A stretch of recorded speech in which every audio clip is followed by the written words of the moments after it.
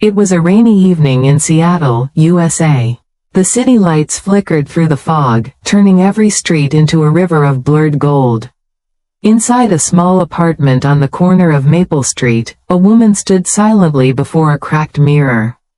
Her name was Nadia Johnson.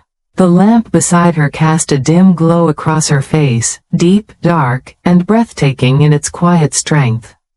But Nadia didn't see beauty, she saw pain. For years she had lived beneath the weight of other people's opinions, the whispered comments, the mocking stares, the quiet rejection that came not with words, but with glances that lingered too long. "She's too dark," they used to say. "She'd be pretty if only her skin were lighter." Nadia had learned to smile through it, to pretend she didn't hear, to laugh at jokes that cut her deeper than anyone knew. Outside, the rain was heavy, but inside her heart it was heavier.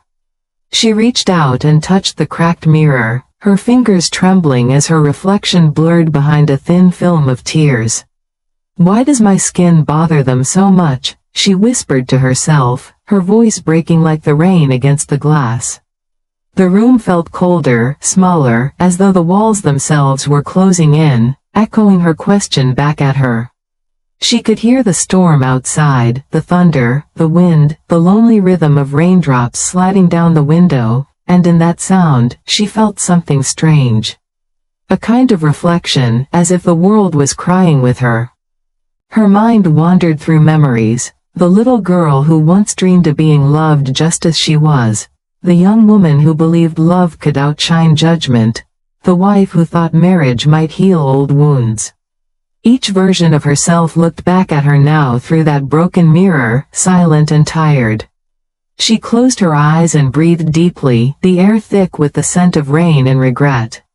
The faint hum of traffic outside reminded her that life was still moving, that somewhere laughter still existed, just not here, not in this room, not in this moment. She felt a shiver run through her as she realized how far she'd drifted from the person she used to be. Her reflection looked unfamiliar, like a stranger trapped behind glass. The mirror didn't just show her face anymore, it showed her brokenness, her exhaustion, her silent wish to be seen for something more than the color of her skin. The crack running through the glass split her reflection in two, one side soft and hopeful, the other hollow and hurt. She stared at that split for a long time, her tears falling faster than the rain outside. And in that quiet, fragile moment, Nadia understood something she never wanted to admit. It wasn't just the world that had stopped loving her, she had stopped loving herself.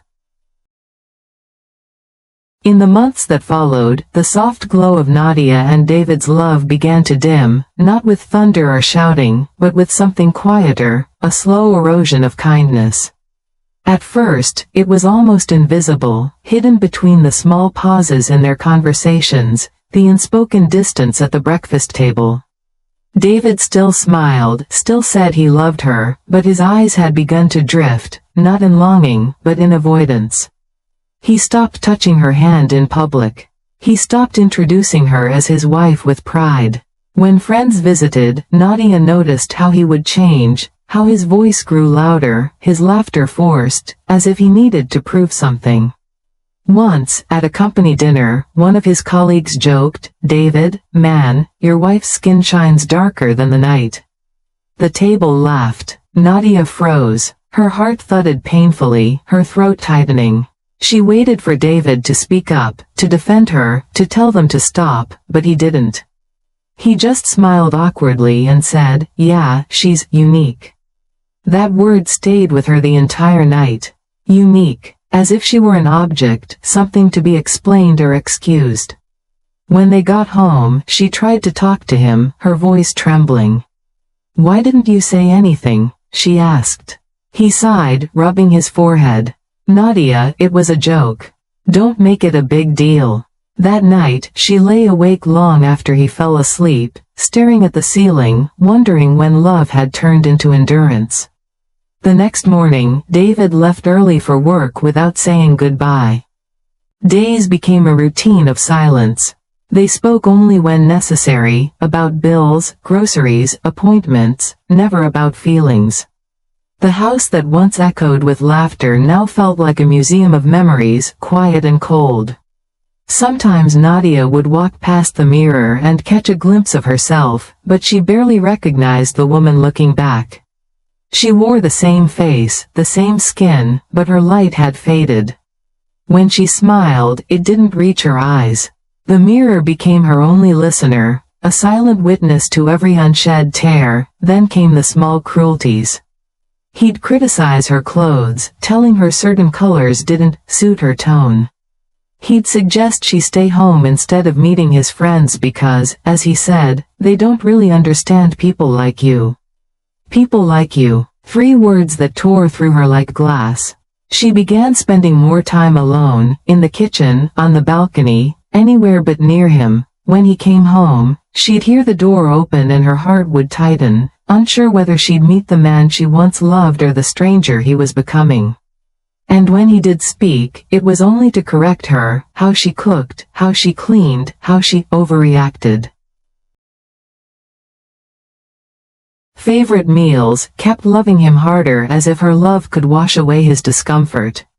Sometimes he would go quiet for hours, avoiding her gaze. When she asked if something was wrong, he'd just say, nothing, but she could feel the distance growing. Love, she realized, wasn't dying suddenly. It was fading like a photograph left too long in sunlight, slowly, quietly, painfully.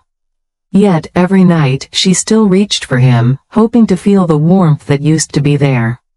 And every night, his touch grew colder. What hurt most wasn't the silence, or even the rejection. It was that she had believed so deeply that love could see beyond skin, and now, that belief was slipping away, like sand through her fingers.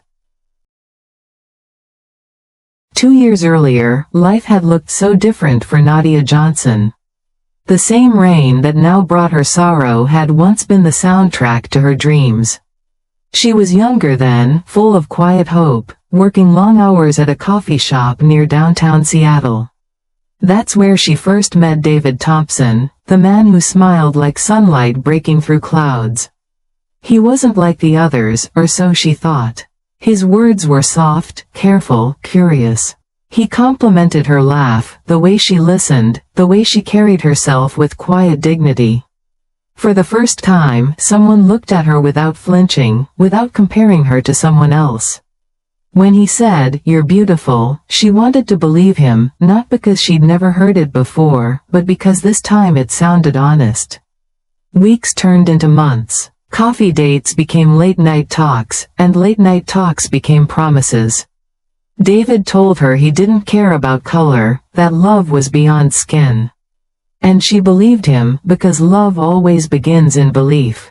When he proposed to her in that same little cafe, her hands shook as she said yes, her heart swelling with something she hadn't felt in years, acceptance. The wedding was small, simple, and sweet. A white chapel on the edge of town, soft music playing, rain tapping lightly on the stained glass windows. Nadia wore an ivory gown, not pure white. She didn't want to pretend perfection. Her mother wasn't there, she had passed away long ago. But Nadia liked to think she was watching, proud of her daughter who had finally found happiness. David's family sat in the front pews, their smiles polite but cold. His mother's eyes lingered too long on Nadia's hands, his father's handshake felt stiff, reluctant. No one said anything cruel, but sometimes cruelty hides best behind silence. Nadia noticed, but she looked away. She told herself it didn't matter. "They'll see how much he loves me," she whispered to herself as they exchanged vows. Love changes everything. For a while, it did. Their first months together were tender, shared breakfasts, long drives, late-night laughter. David would hold her close and tell her she made the world feel peaceful. But slowly, something began to shift. The way he looked at her in public became different. The way his friends stared became uncomfortable. Once, at a dinner party, someone joked, "David, you've gone exotic," and everyone laughed, except Nadia. She forced a smile, but something inside her cracked. That night, David said, "Don't take it so seriously. They didn't mean anything. But she knew. She could see it in his eyes, that flicker of shame, that hesitation when people noticed them together. She brushed it off, kept cooking his